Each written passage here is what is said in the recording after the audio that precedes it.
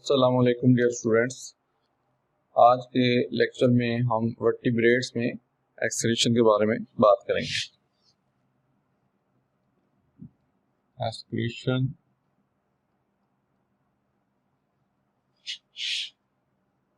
इन vertebrates.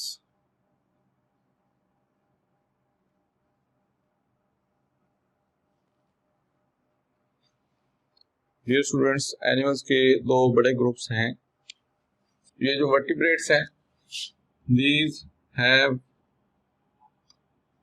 Vertebral column. इनके अंदर vertebral column होता है। वर्टिब्रल कॉलम यानी रीढ़ की हड्डी होती है। इनके अंदर रीढ़ की हड्डी को कहते हैं वर्टिब्रल कॉलम। तो ऐसे एनिमल जिनमें वर्टिब्रल कॉलम होता है उन्हें वर्टिब्रेट्स कहते हैं, और जिनमें वर्टिब्रल कॉलम नहीं होता उन्हें हम कहते हैं इनवर्टिब्रेट्स। तो these have no vertebral column. इनके अंदर कोई वर्टिब्रल कॉलम नहीं होता। तो अब तक जितने भी एनिमल्स में हमने एक्सक्रीशन का अमल देखा है वो सारे के सारे इनवर्टिब्रेट्स थे। जैसे हमने हाइड्रा में एक्सक्रीशन का अमल देखा, उसके बाद हमने प्लेनेरिया में एक्सक्रीशन देखी, और उसके बाद अर्थवर्म और कॉकरोच में हमने एक्सक्रीशन के अमल को देखा। तो ये जितने भी एनिमल्स हैं ये सारे इनवर्टिब्रेट्स हैं। अब हम वर्टिब्रेट्स में इस टॉपिक में एक्सक्रीशन के अमल को देखेंगे। ठीक है, ये जो हमारा आज का टॉपिक है इसमें हम ये वाला जो ग्रुप है वर्टिब्रेट्स, इसमें एक्सक्रीशन के बारे में देखेंगे कि वर्टिब्रेट्स में एक्सक्रीशन कैसे होती है। तो ये जो वर्टिब्रेट्स हैं इनमें अगर हम एक्सक्रीशन के अमल को देखें तो इनमें एक्सक्रीशन के लिए एक बाकायदा ऑर्गन मौजूद होता है जिसे किडनी कहा जाता है। By an organ. ठीक है, वर्टिब्रेट्स में एक्सक्रीशन के लिए बाकायदा एक ऑर्गन मौजूद है। कौन सा ऑर्गन? किडनी। इसे किडनी कहा जाता है। उसके जरिए इनमें एक्सक्रीशन होती है। तो अब ये वर्टिब्रेट्स के अंदर किडनी जो है ये कैसे है? इन वर्टिब्रेट्स में तो कोई ऐसा ऑर्गन नहीं है। वर्टिब्रेट्स के अंदर एक बाकायदा ऑर्गन मौजूद है। तो ये ऑर्गन कैसे आ गया इनके अंदर? ये ऐसा एवोल्यूशन के नतीजे में आया है। ठीक है, कहा जाता है कि ये जो वर्टिब्रेट्स हैं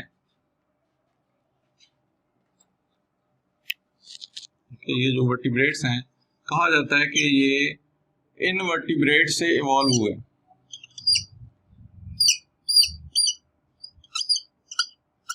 इनवर्टिब्रेट से ये इवॉल्व हुए।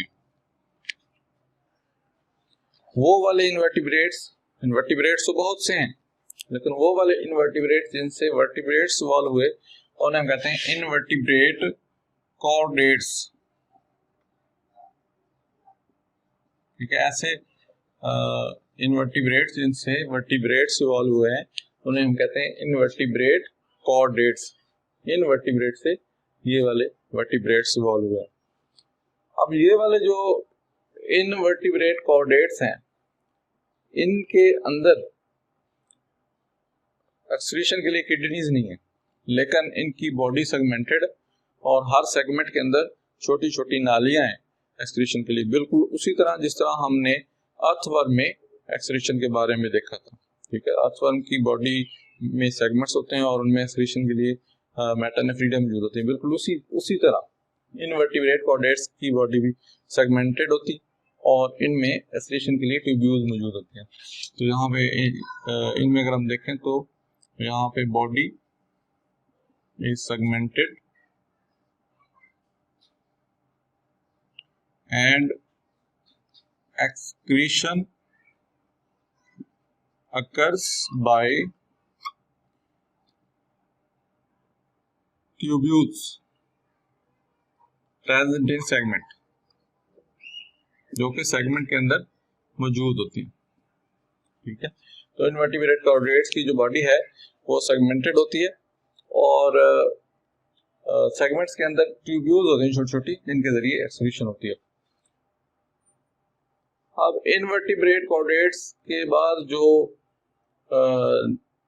नेक्स्ट इनसे वर्टिब्रेट्स बने, ठीक है, इनवर्टिब्रेट कॉर्डेट्स के बाद इनसे जो वर्टिब्रेट्स बने पहले स्टेप में, उनमें ये वाली जो स्ट्रक्चर है पूरी बॉडी के बजाय एक ऑर्गन के अंदर आ गई, ठीक है। यहाँ पे ये दोबारा बात सुन लें कि इनवर्टिब्रेट कॉर्डेट से जो नए नए वर्टिब्रेट्स जब बने एवोल्यूशन के नतीजे में, तो उनके अंदर ये वाली खसूसियत यानी सेगमेंटेशन और ट्यूब्यूल्स का होना, ये पूरी बॉडी के बजाय एक ऑर्गन के अंदर आ गई।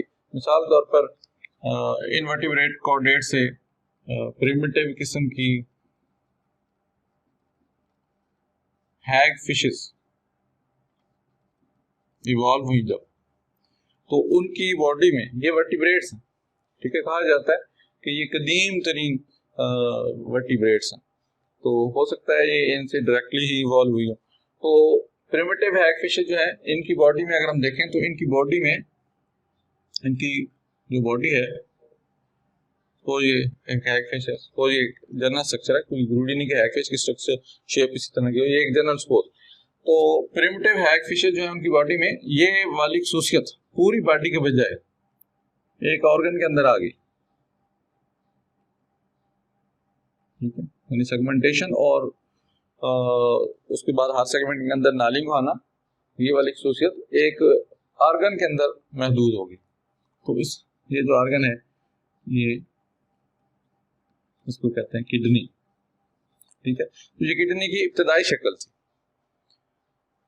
ठीक है। सेगमेंट इब्तदाई शक्ल में जो किडनीज थे वो सेगमेंटेड थे और हर सेगमेंट के अंदर उसी तरह नालियां थी एक्सक्रीशन के लिए, ऐसे, और इन नालियों के इर्द ब्लड की कैपिलरीज वगैरह मौजूद थे।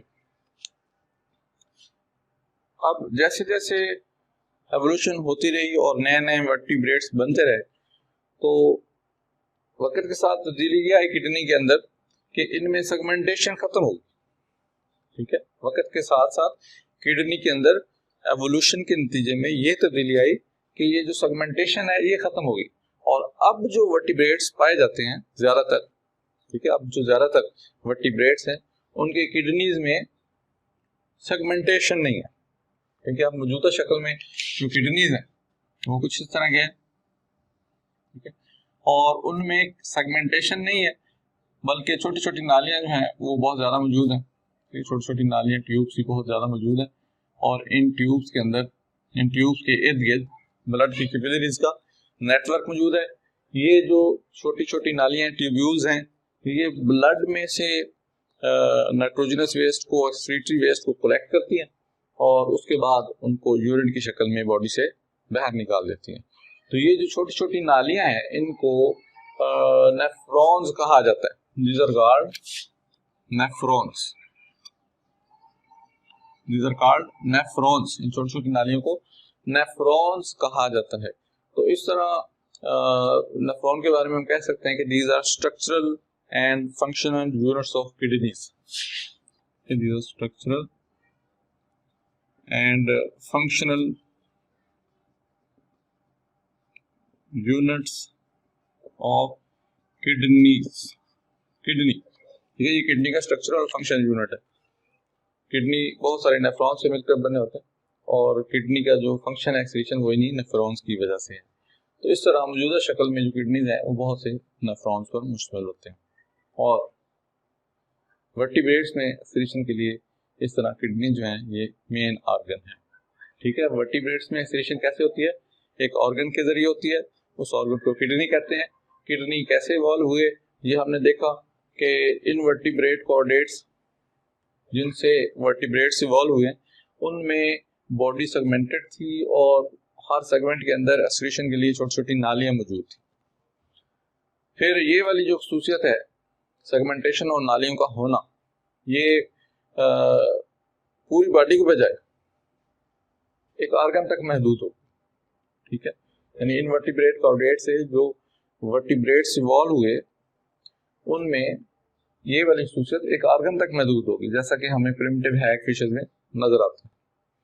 और उसके बाद फिर आहिस्ता आहिस्ता वक्त के साथ साथ एवोल्यूशन के नतीजे में सेगमेंटेशन वाली खसूसियत किडनी के अंदर खत्म हो गई, सिर्फ ट्यूब्यूल्स रह गए। तो मौजूदा वर्टिब्रेट्स में ज्यादातर वर्टिब्रेट्स में किडनीज के अंदर नेफ्रॉन्स हैं, नालियां हैं और सेगमेंटेशन नहीं है, ठीक है। तो इन नालियों को जो किडनी के अंदर पाई जाती है इनको नेफ्रॉन कहा जाता है। तो नेफ्रॉन क्या है? These are structure and functional unit of kidney. तो इस तरह वर्टिब्रेट्स में जो एक्सक्रीशन है वो किडनी के जरिए होते हैं। अब वर्टिब्रेट में एक्सक्रीशन के प्रोसेस को अच्छे तरीके से समझने के लिए, मजीद अच्छे तरीके से समझने के लिए हम ह्यूमन में एक्सक्रीशन का अमल करते हैं। Excretion in humans. जितने अब हम ह्यूमन में एक्सक्रीशन के अमल को देखने से पहले थोड़ा सा हम ये देख लेते हैं कि ह्यूमन में जो एक्सक्रीटरी प्रोडक्ट्स हैं वो कौन कौन सी हैं। एक्सक्रीटरी प्रोडक्ट्स इन ह्यूमंस, ठीक है। तो ह्यूमन में एक्सक्रीटरी प्रोडक्ट्स को अगर हम देखें तो उनमें सबसे पहले मेन जो एक्सक्रीटरी प्रोडक्ट है वो है यूरिया। यूरिया कहां से आ जाता है? From amino acids. ये अमाइनो एसिड्स की ब्रेकडाउन के नतीजे में प्रोड्यूस होता है, ठीक है। यूरिया के बाद जो नेक्स्ट एक्सक्रीटरी प्रोडक्ट है वो है क्रिएटिनिन। ये कहां से आ जाती है? It comes from creatine. ये क्रिएटिन से पैदा होती है, बनती है। क्रिएटिन ये मसल्स के अंदर मौजूद होती है, ये non protein amino acid.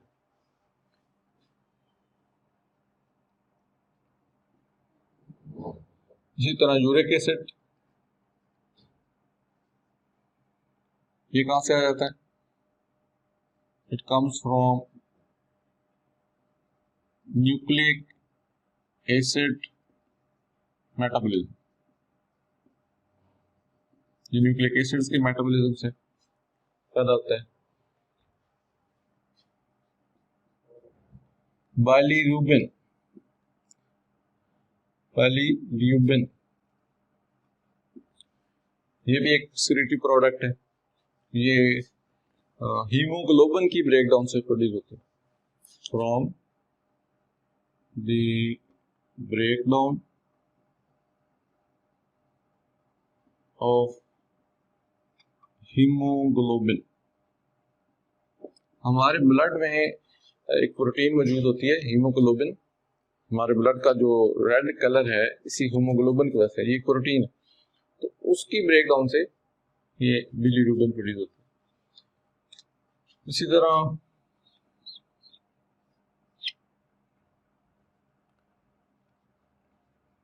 Metabolites of various hormones, ये भी एक्सक्रीटरी प्रोडक्ट्स हैं। और ये कहां से आ जाते हैं? हार्मोन्स की ब्रेकडाउन से। From the breakdown of hormones, ठीक है। ये हार्मोन्स की ब्रेकडाउन से पैदा होते हैं। इसी तरह एक्सक्रीटरी प्रोडक्ट्स में मजीद अगर हम देखें तो टॉक्सिन्स भी शामिल हैं।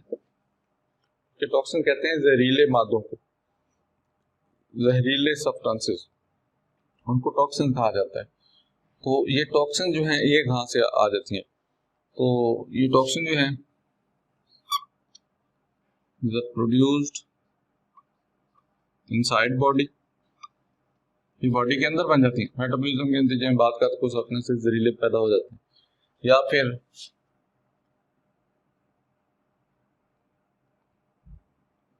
Come from outside body with food, या ये फिर बाहर से खुराक के साथ हमारी बॉडी में आ जाती है, ठीक है। अब खुराक के साथ कैसे आ जाती हैं? मिसाल तौर पर सच एज पेस्टिसाइड्स, कीड़ों मकोड़ों को मारने के लिए फसलों के ऊपर किसान जो स्प्रे करते हैं उन्हें पेस्टिसाइड्स कहते हैं। तो पेस्टिसाइड्स कुछ ना कुछ फ्रूट्स के ऊपर, वेजिटेबल्स के ऊपर बची कुछ रह जाती हैं तो वो हमारी बॉडी में फलों और सब्जियों के इस्तेमाल से आ सकती हैं।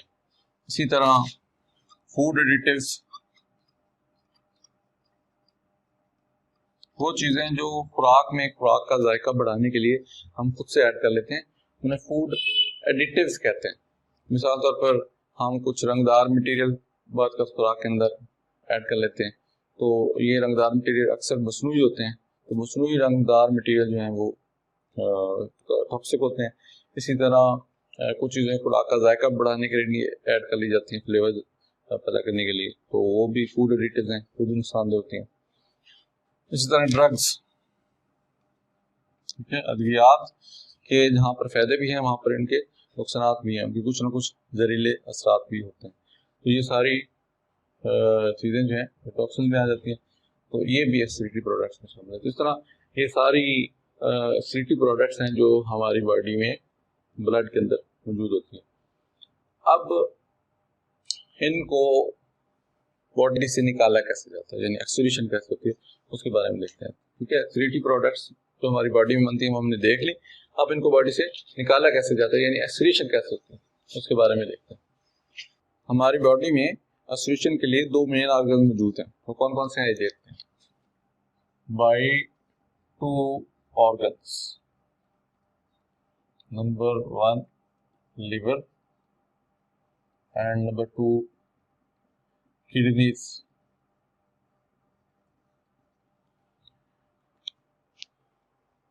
अब हम लिवर के बारे में देखते हैं कि इसका एक्सक्रीशन में क्या रोल है। उसके बाद नेक्स्ट लेक्चर में हम किडनीज के बारे में देखेंगे कि ये क्या रोल प्ले करते हैं। तो लिवर जो है, सबसे पहले इसके बारे में देखते हैं। लिवर एक ऐसा ऑर्गन है जो हमारी बॉडी में चेस्ट के नीचे, छाती के नीचे, पेट में दाएं जानब मौजूद होता है। ठीक है, सपोज ये हमारी बॉडी है,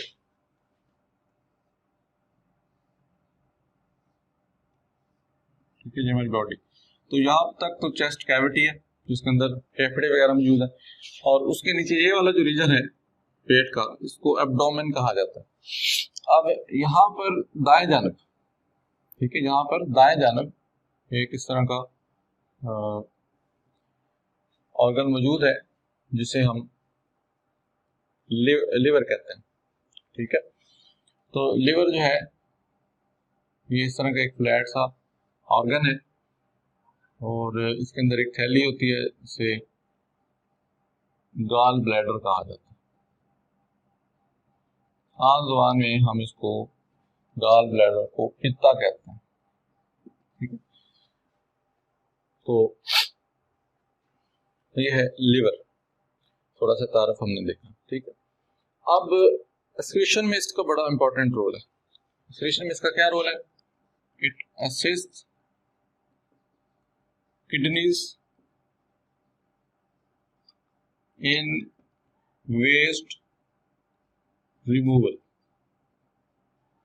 ये किडनीज की वेस्ट के रिमूवल में हेल्प करता है।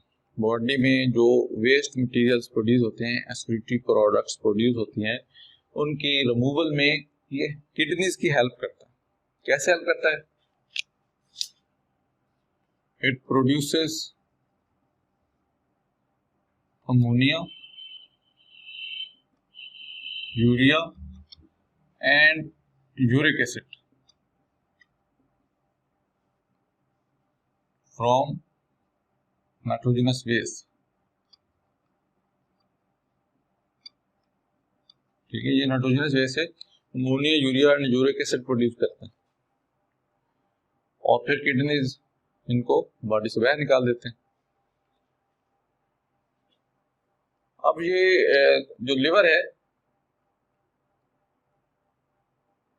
ये इन तीनों चीजों से मेनली जो है ये यूरिया प्रोड्यूस करता है। तो हमारी बॉडी में अमोनिया बनती है, फिर वो यूरिया में तब्दील हो जाती है, और थोड़ी मिकदार में यूरिक एसिड भी बनता है। ठीक है, लेकिन इनमें से जो मेन चीज है वो है यूरिया। अब यूरिया कैसे बनता है? तो यूरिया लिवर सेल्स में एक प्रोसेस के जरिए बनता है जिसे हम यूरिया साइकिल कहते हैं। ठीक है, यूरिया साइकिल के बारे में हम पहले भी पढ़ चुके हैं, अगर आपको याद हो तो हमने पहले भी यूरिया साइकिल के बारे में किसी लेक्चर में देखा था। तो वो जो यूरिया साइकिल का अमल है वो यहाँ पर लीवर सेल्स के अंदर हो रहा था, तो उसको हम थोड़ा सा रिवाइज कर लेते हैं। अगर ये यूरिया साइकिल हमने पहले भी देखा हुआ है तो हम उसको थोड़ा सा रिवाइज कर लेते हैं कि जो लीवर है ये यूरिया कैसे प्रोड्यूस करता है। तो लीवर यूरिया अमोनिया से बनाता है। कैसे बनाता है? अमोनिया प्लस कार्बन डाइऑक्साइड और एक और सब्सटेंस है, ऑर्गेनिक सब्सटेंस ऑर्निथीन। ये तीन चीजें, अमोनिया, कार्बन डाइऑक्साइड और ऑर्निथीन, ये तीनों चीजें मिलती हैं। तो इनके मिलने से एक नया ऑर्गेनिक कंपाउंड बन जाता है जिसे हम कहते हैं सिट्रोलीन। ठीक है। अब सिट्रोलीन के अंदर एक और अमोनिया ऐड होती है, एक और अमोनिया, ठीक है, अमोनिया, एक और अमोनिया ऐड होती है, तो एक नया ऑर्गेनिक कंपाउंड बन जाता है जिसे हम कहते हैं आर्जिनिनोसक्सीनेट।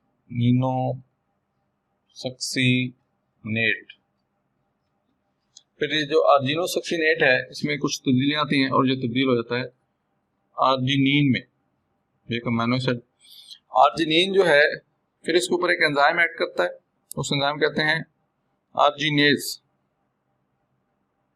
ठीक है, आर्जिनिन के ऊपर एक एंजाइम ऐड करता है आर्जिनेज, उसके नतीजे में यूरिया बन जाता है और साथ ही ऑर्निथीन दोबारा बन जाती है। तो ये ऑर्निथीन फिर उसी तरह अमोनिया और कार्बन डाइऑक्साइड साथ रिएक्ट करती है और ये साइकिल चलता रहता है। सारे साइकिल को कहा जाता है यूरिया साइकिल। तो ये साइकिल लिवर सेल्स के अंदर हो रहा होता है, इसके जरिए यूरिया बनता है अमोनिया से। ठीक है, एक और प्रोसेस है कॉम्प्लेक्स, उसके जरिए यूरिक एसिड भी बनता है थोड़ी अमाउंट में।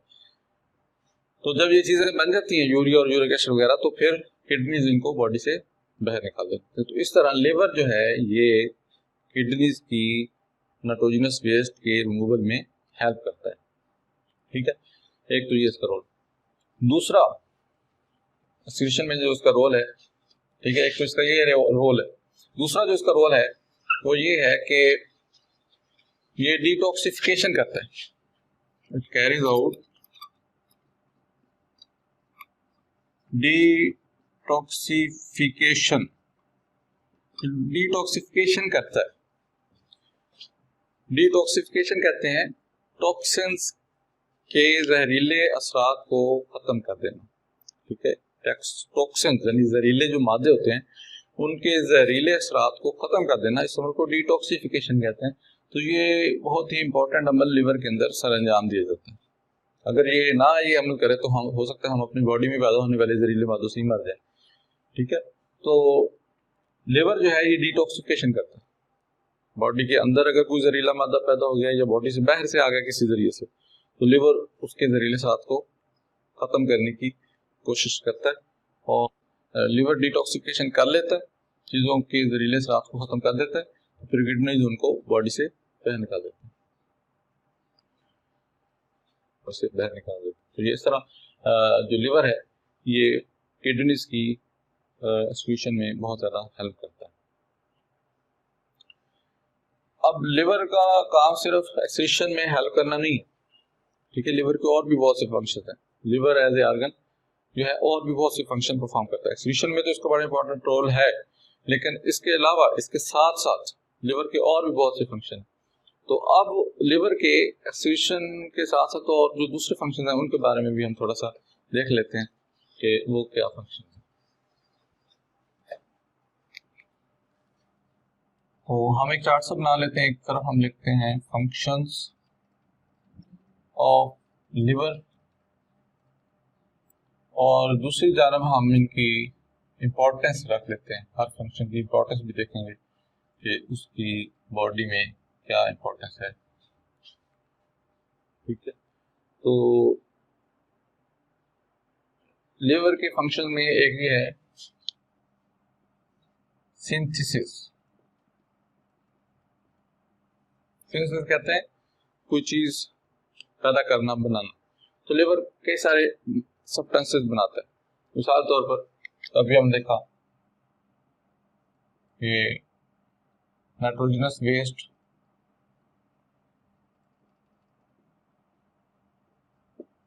पैदा करता है, जैसे कि अमोनिया, यूरिया और यूरिक एसिड वगैरह। तो ये ब्लड के अंदर जो नाइट्रोजनस कंपाउंड मौजूद होते हैं उनसे ये सब्सटेंसेस बनाता है। अब इनकी इंपॉर्टेंस क्या है, इस तरह ये सिस्ट किडनीज, ये किडनीज को हेल्प कर रहा होता है। सिस्ट किडनीज, ये किडनीज को उनके काम में हेल्प करते हैं। हमारे ब्लड में कुछ प्रोटीन्स पाई जाती हैं जिन्हें प्लाज्मा प्रोटीन्स कहा जाता है, तो वो भी लिवर के अंदर बनती हैं, जैसे कि प्लाज्मा प्रोटीन्स, इनमें prothrombin, fibrinogen,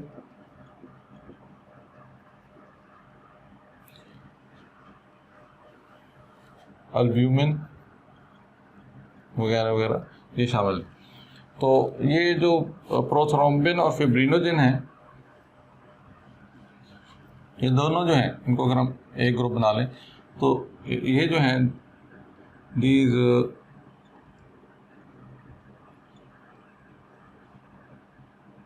play role in blood clotting, play role in blood clotting.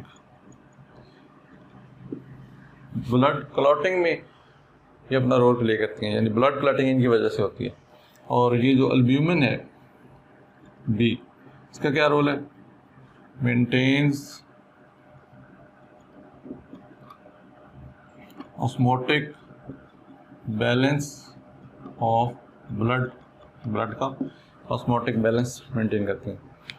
ठीक है, यानी ब्लड के अंदर पानी और साल्ट्स का और दूसरी जो हर चीज़ें उनका एक बैलेंस है, तो ये उसको मेंटेन रखती हैं। तीसरी चीज़ जो लिवर के अंदर बनती है वो बाइल है। अभी हमने देखा कि इसके अंदर एक थैली सी होती है जिसे गाल ब्लैडर कहा जाता है, पित्ता। उसके अंदर लिवर एक सिक्रीशन पैदा करता है, एक रतूबत पैदा करता है, उस रतूबत कहते हैं बाइल। तो इसका डाइजेशन में बड़ा रोल है। ठीक है, ये जो बाइल है इसका डाइजेशन में बड़ा रोल है। क्या रोल है, इट इमल्सिफाइज फैट्स। ठीक है, ये फैट्स को इमल्सिफाई कर देती है, उनको छोटे छोटे ज़र्रात में तब्दील कर देती है। कहाँ पे, इन स्मॉल इंटेस्टाइन। तो इस तरह इनकी डाइजेशन, फैट्स की डाइजेशन आसान हो जाती है। जिन लोगों को पित्ते की पथरियाँ हो जाती हैं, उनका पित्ता जब निकाल दिया जाता है उनमें बाइल नहीं बनती। जब बाइल नहीं बनती तो उनमें फैट्स की डाइजेशन मुश्किल हो जाती है। और ऐसे लोग जिनका पित्ता जो है ऑपरेशन के ज़रिए निकाल दिया गया हो और वो थोड़ी सी भी फैट वाली कोई चीज़ खा लें, जैसे दूध वगैरह, तो उनमें बहुत ज़्यादा प्रॉब्लम हो जाती है। ठीक है, उनके पेट में गड़बड़ हो जाती है। तो इस तरह बाइल का बड़ा इंपॉर्टेंट रोल है।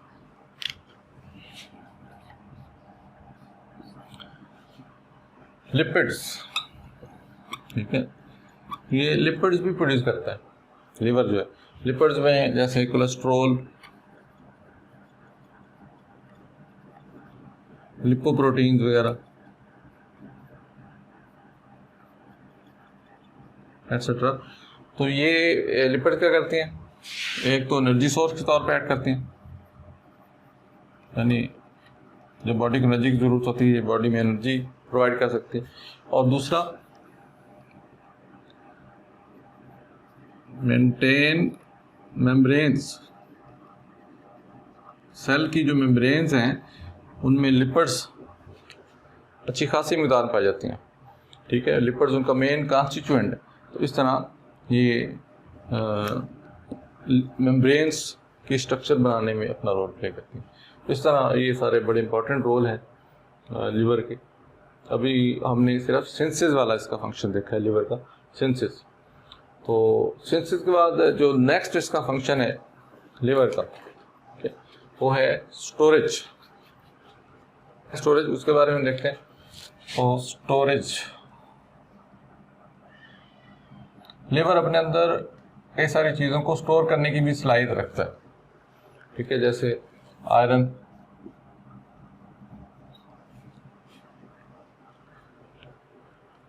तो इसका क्या फ़ायदा है इसकी स्टोरेज का? Oxygenation of tissues. आयरन से हीमोग्लोबिन बनती है। हीमोग्लोबिन का बहुत ही इंपॉर्टेंट कॉन्स्टिट्यूएंट है आयरन, ठीक है। यानी हीमोग्लोबिन की तैयारी में आयरन भी इस्तेमाल होता है, ये उसका बहुत इंपॉर्टेंट यूज़ है। तो आयरन होगा तो हीमोग्लोबिन बनेगी, और हीमोग्लोबिन होगी तो टिश्यूज़ को ऑक्सीजन मिलेगी, ठीक है। हीमोग्लोबिन एक ऐसी प्रोटीन है जो बॉडी के तमाम सेल्स को ऑक्सीजन प्रोवाइड करती है। तो इस अमल को ऑक्सीजन प्रोवाइड करने का जो अमल है इसको हम कहते हैं ऑक्सीजनेशन। तो टिश्यूज़ की जो ऑक्सीजनेशन है वो हीमोग्लोबिन की वजह से, और हीमोग्लोबिन के अंदर आयरन पाया जाता है, और आयरन जो है उसका अच्छा खासा ज़ख़ीरा इसके अंदर मौजूद होता है। लिवर के अंदर एक और चीज़ भी स्टोर होती है और वो है ग्लाइकोजन।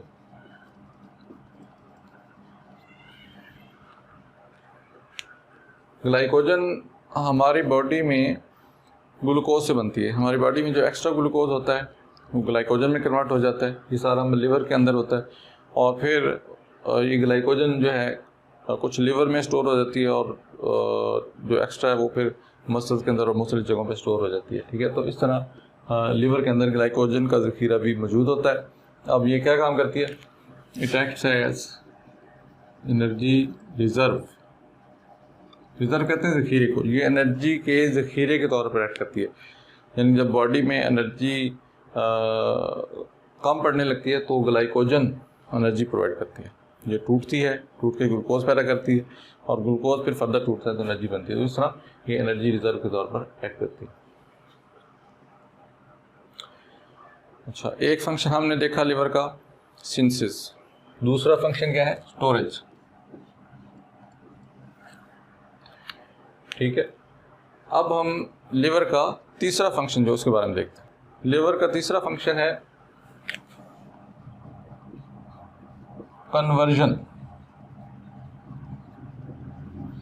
कन्वर्जन कहते हैं एक चीज को दूसरी में कन्वर्ट कर देना। तो लिवर में कन्वर्जन भी होती है। किस चीज कन्वर्जन होती है? ग्लूकोज टू ग्लाइकोजन,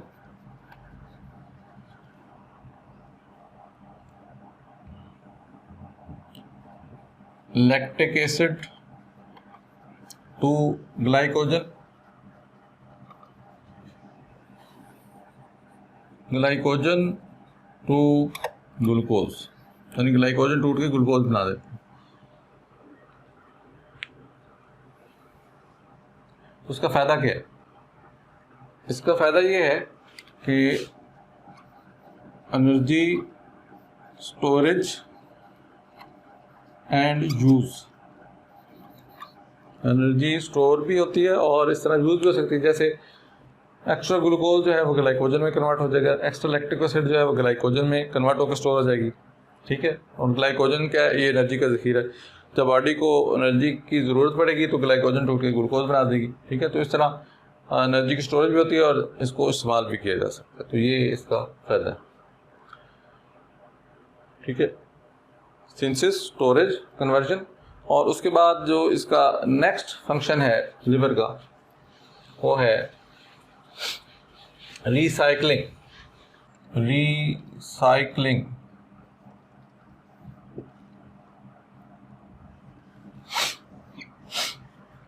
अगर कोई चीज़ पुरानी हो जाए तो उसको तोड़कर उसमें से मुफीद चीज़ें निकाल लेना और उन चीज़ों को दोबारा इस्तेमाल कर लेना, इस अमल को हम कहते हैं रिसाइकलिंग। तो लिवर में रिसाइकलिंग का अमल भी होता है। अब ये किस चीज़ की रिसाइकलिंग करता है? किस चीज़ की रिसाइकलिंग करता है?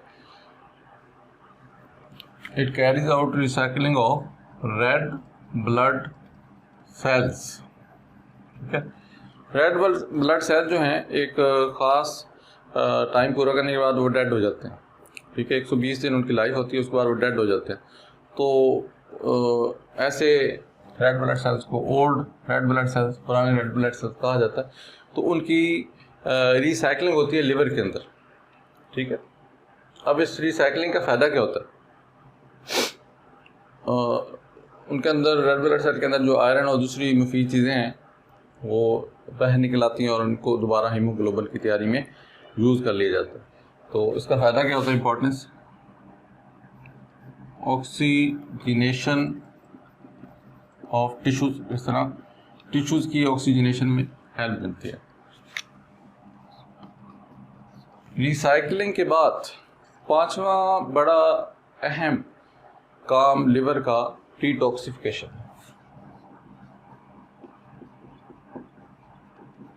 और ये क्या होती है, ये हम पहले भी देख चुके हैं। डिटॉक्सिफिकेशन का फ़ायदा क्या है? डिटॉक्सिफिकेशन के ज़रिए लिवर जो है ये किडनीज की हेल्प करता है, assist kidneys in removal of toxins. तो अपने इस फंक्शन के ज़रिए लिवर किडनीज की टॉक्सिन्स के रिमूवल में हेल्प करता है। अगर ये फंक्शन ना हो लिवर के अंदर तो जहरीले सब्सटेंसेस डायरेक्टली किडनी के अंदर चले जाएंगे और फिर किडनीज डैमेज होना शुरू हो जाएंगे, किडनीज की स्ट्रक्चर डैमेज हो जाएगी, गुर्दे फेल हो जाएंगे। तो इस तरह ये बड़ा इंपॉर्टेंट रोल है लिवर का। तो लिवर के मुख्तलिफ फंक्शन हमने देखे, ये 5 मुख्तलिफ किस्म के फंक्शन। तो अब इन सारे फंक्शंस को और इनकी जो इम्पोर्टेंस है उनको उसको देखने के बाद हम क्या नतीजा निकालेंगे, कंक्लूजन अबाउट लिवर, यानी लिवर कैसा ऑर्गन है, इसके बारे में हमने क्या नतीजा निकाला है। तो एक नतीजा तो हमने ये निकाला है कि जो लिवर है it is not only an excretory organ, ये ना सिर्फ एक एक्सक्रीटरी ऑर्गन है बट, लेकिन उसके साथ एक और चीज़ भी है, but also a homeostatic organ. ये होम्योस्टैटिक ऑर्गन भी है, इसका होम्योस्टेसिस में भी बड़ा इंपॉर्टेंट रोल है। ठीक है, बॉडी के अंदर होम्योस्टेसिस को मेंटेन रखने में भी बड़ा इसका इंपॉर्टेंट रोल है। अगर लिवर अपना काम ना करे तो बॉडी की जो होम्योस्टेसिस है वो डिस्टर्ब हो जाती है। ठीक है, वो कैसे,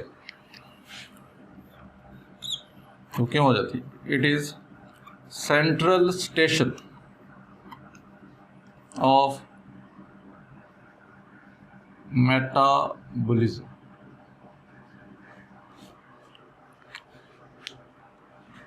इसके लिवर के जो फंक्शन हैं पूरी बॉडी के मेटाबॉलिज्म को मुतासर करते हैं। ठीक है, लिवर के जो फंक्शन है पूरी बॉडी के मेटाबॉलिज्म को मुतासर करते हैं। तो इसलिए हम कह सकते हैं कि it is central station of metabolism, यानी यहाँ पर इसके सेल्स में जो मेटाबॉलिज्म हो रहा है उसी ने ही पूरी बॉडी के मेटाबॉलिज्म को मुतासर करना है, कंट्रोल करना है। तो इसलिए कहा जाता है कि it is central station of metabolism. अगर इसका मेटाबॉलिज्म डिस्टर्ब होगा तो पूरी बॉडी का मेटाबॉलिज्म डिस्टर्ब होगा। इसके बाद जो यहाँ पर हम मेंशन कर सकते हैं वो ये है कि it is bodies central metabolic clearing house.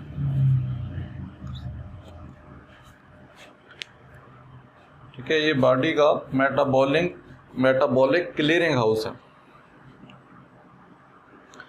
यानी मेटाबॉलिज्म में आने वाली जो रुकावटें हैं उनको यहाँ पर दूर किया जाता है। ठीक है, मेटाबॉलिज्म में जो चीज़ें रुकावटों का बायस बनती हैं, रुकावट का बायस बनती हैं, उनको लिवर के अंदर उन रुकावटों को दूर किया जाता है।